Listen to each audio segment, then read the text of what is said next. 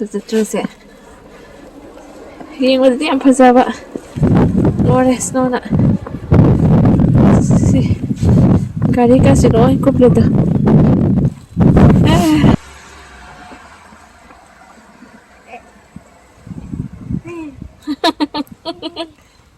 Wow my god Anyway, khufazado si myansu snow myandu upambisinse kya fazadra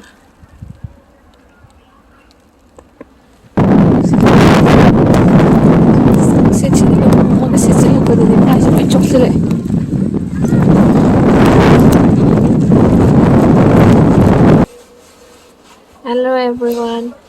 Ngasi kaino ni. Ngasi se ayukti yam kanna tawhidre. Snowstorm taraktana huji se kaino tawri. Snow yam kanna tare. 6 centimeters se kaya mo ramadoi no khangde. The 20 40 oini de hainari. School be activity more evening the like the so no cancel email la school check was the mass snow se ta the bagi snow pen ka se set ki treba ma se snow se am kan keno tawre ta ri huji se ke khanjara ke ai ma se ma batom tari chapine nuti gi halakpa so ngasi de storm se tawrabine na isi lowba chapiruge na so my office meeting to le na ai singa tang thorok bane huji se yang halake huji snowstorm je ka tawrapna sini jule ba phibam se upambi kai kai ga se huji noi na se na daw khalagle adoga sisu ai huji ne pe ne se ma ge stick pa noi na kana tawre se gari ga se tawre ise anna ko pe scenery je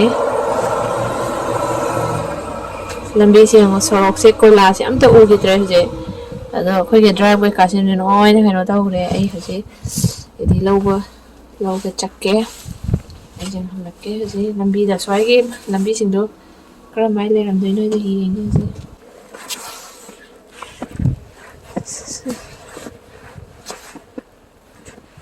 buche puthare see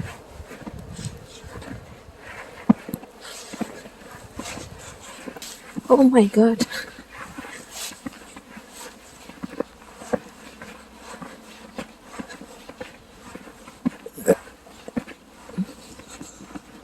see sorok se wala mo se ante ugitre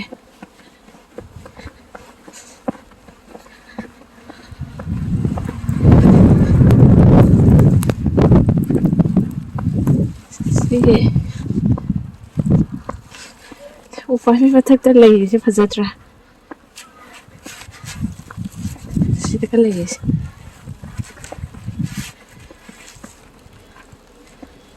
fazatra se yengwadi yam fazaba lore snowna si gari ka se loi kupleta mais adres snowna nuksit sisu kan sitle sini azule phimam se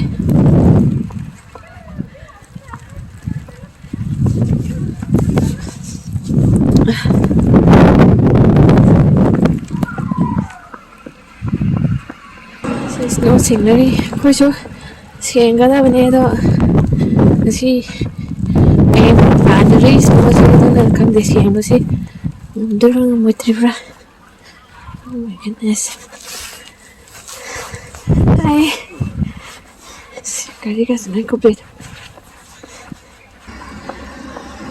sina sidewalk ni sigi mo ye school ke cross guard lai ya wado sida base yellow mutina thimai kai yellow ya pa ga do base uboga ladies anyway khufazado si myansu snow myandu upambisinse kya fazadra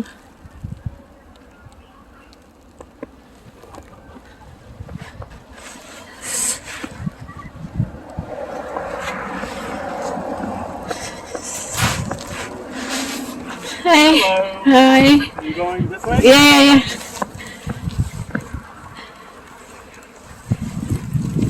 Go ahead. Yeah. Thank you very much. You're welcome. This is really nasty. Yeah. I'm making a big mess. Oh yeah. Yeah, be extra careful. It's slippery some places. Thank you so much.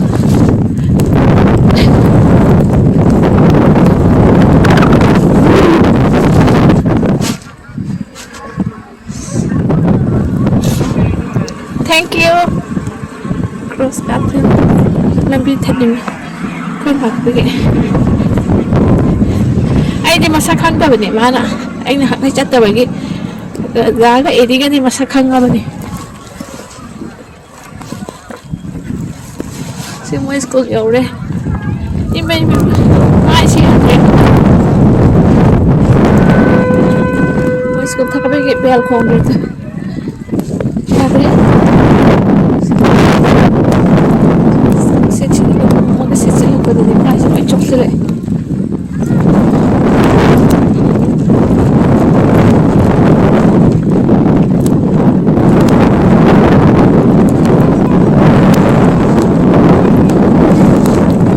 Di rumah ilang lah ke dia betul.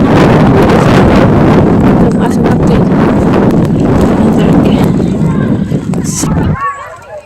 Silai, mana lah silai. Silai. Ay uro tri. Uro.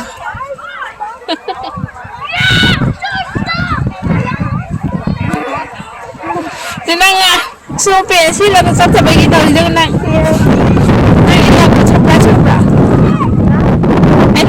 Sobra. Oh my God, Snowstorm, Eddie. If I came by myself, I'm dead. What? If I came by myself, Huh? I don't want to come back. You don't want to come Yeah, I'm not going back to school again if I walk by myself. today? Yeah, like today. Why? Because the weather's bad. So you're going back? You're going back? You're going back to school?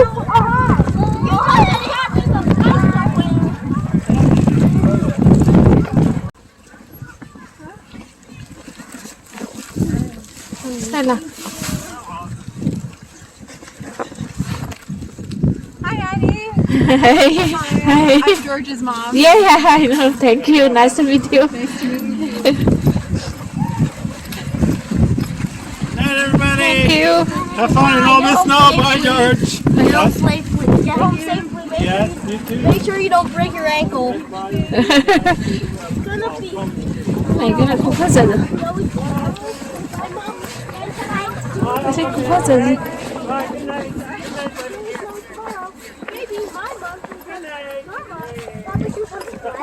I can't even see my boots. No. George, look how deep it is. George, you're enjoying. No. Oh my God. Do you want it to be Are cool? you excited if we are gonna go swimming? Crazy. Hey guys, wait up! Eddie, back to properly, hello. Eddie, George, George, side, this side. Okay, come on, guys. Come on.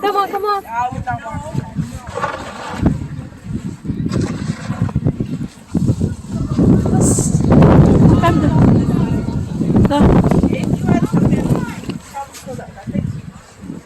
Eddie, enjoy? It's fun. Nàng bọn mình lâu rồi, surprise rồi, bro.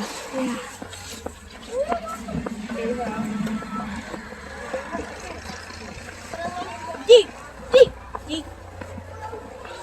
Oh my God. What a bad weather. Let me see. Stop holding me by the back.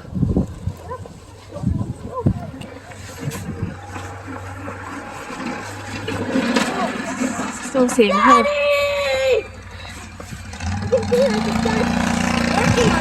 Daddy! So xịn đấy gì? I'm so close! Hả? I can get back! Why? si sengnari si tupi ni pa lai te snow seng ba sidi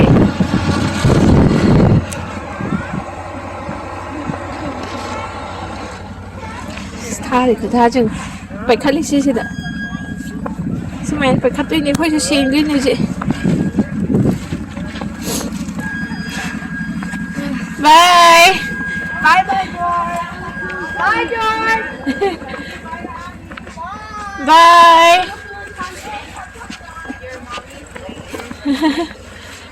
si pai khali si sai tai oh my god Professor si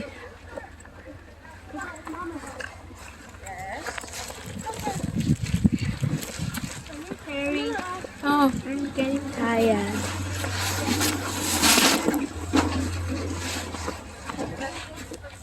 Jadi mama na big mayo ni sina. Oh my god.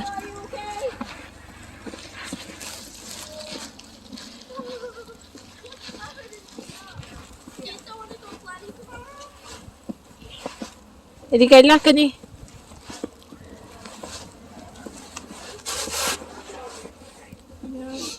Ah. Oh my. Sali, lambi ko jasim. Sarong ni sibu. Amat tau gidres no sing. Sing basta lactory hezi. No pinya pala ites daw jes no sing bada. Koy na bro si sing gre. No pini sing si.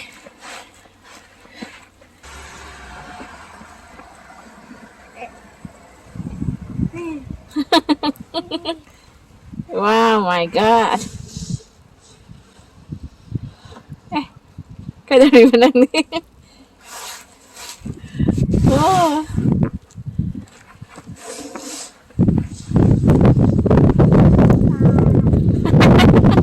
Ya, hagol lo. Hagol lo.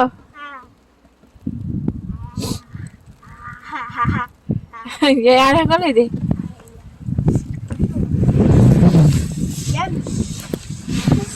Làm gì? Em sẽ cố gắng ngồi đi. Ông mua sẽ cố gắng ngồi rồi. Si. Lúc đi nó pa lại thế thì nó sẽ bật ra. Ai chỉnh ra đi nè. Rồi đi. Bây giờ sẽ anh làm chỉnh rồi mày. Không ăn đã tự chỉnh rồi. À, cái vợ xe lên lên ạ. Nên mày đừng xuống nào chứ. Mommy, Hả? my sweater. Hả? Yeah, Cái mày cây gì? because I thought I would have to walk by myself. Anh cây khen là. You scared? Yeah. So you're saying you will not go from tomorrow school if you come today alone? Yeah. Mm. Since snowman, why but I'm over it. No, what are you I think we're having a snow day tomorrow. Hmm? I think I'll have a snow day tomorrow. I'm not sure.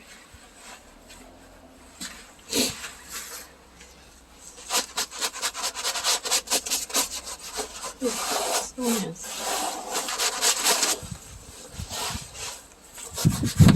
See, vậy nè, đâu rồi see. Storm see. Hayang phô đâu rồi, hayang phô cái này nó đâu đi hay gì đó. Hi. Hello. Someone has the same hat as me at school. Snow gì mình nhắm sáng nay rồi coi giờ office hour này sáng tri.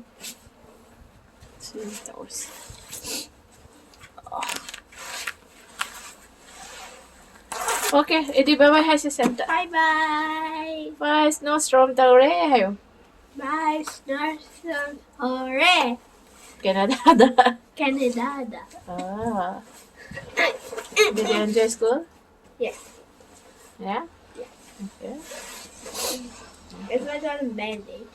Like I had a little cut. Come on. I don't know. Karang ki snowstorm toure sinduna lai hojik fibam si sini. Si kanu ka si thari bu tha si un si. Sini.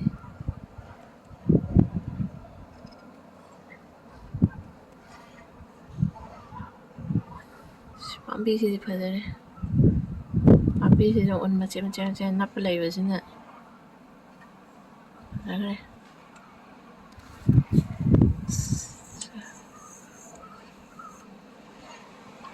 ꯌꯨꯝ ꯃꯊꯛꯁꯤꯡꯁꯦ ꯂꯣꯏ ꯀꯔꯤꯝꯇ ꯎꯈꯤꯗ꯭ꯔꯦ ꯂꯣꯏ ꯀꯨꯞꯁꯤꯟꯈ꯭ꯔꯦ ꯄꯥꯝꯕꯤꯁꯤꯡꯗꯤ ꯐꯖꯔꯦ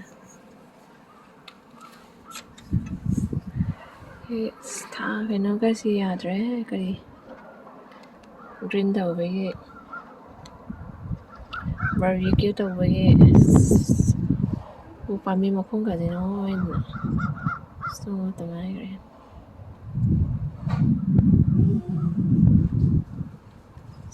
ꯁꯤꯁꯤ ꯄꯣꯅꯦꯅꯤꯡꯁꯤꯅ ꯏꯟꯁꯥꯡ ꯅꯥꯄꯤ ꯊꯥꯔꯝꯕ ꯄꯔꯦꯡꯗꯣ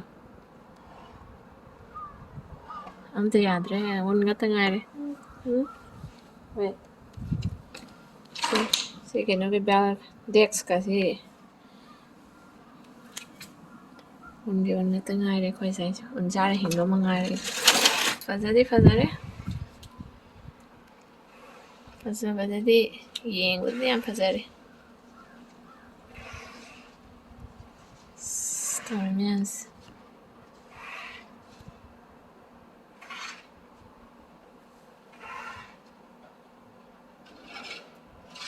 ꯐꯖꯔꯦ ꯌꯦꯡꯕꯗ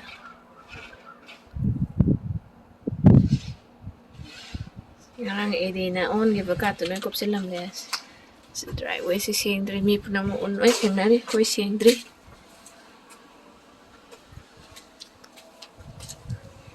ꯄꯩꯔ ꯂꯩꯔꯤ ꯃꯌꯥꯝꯁꯦ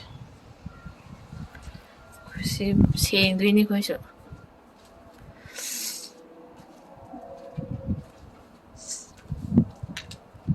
ꯐꯖꯔꯦ ꯄꯥꯝꯕꯤꯁꯤꯡꯁꯤꯗꯤ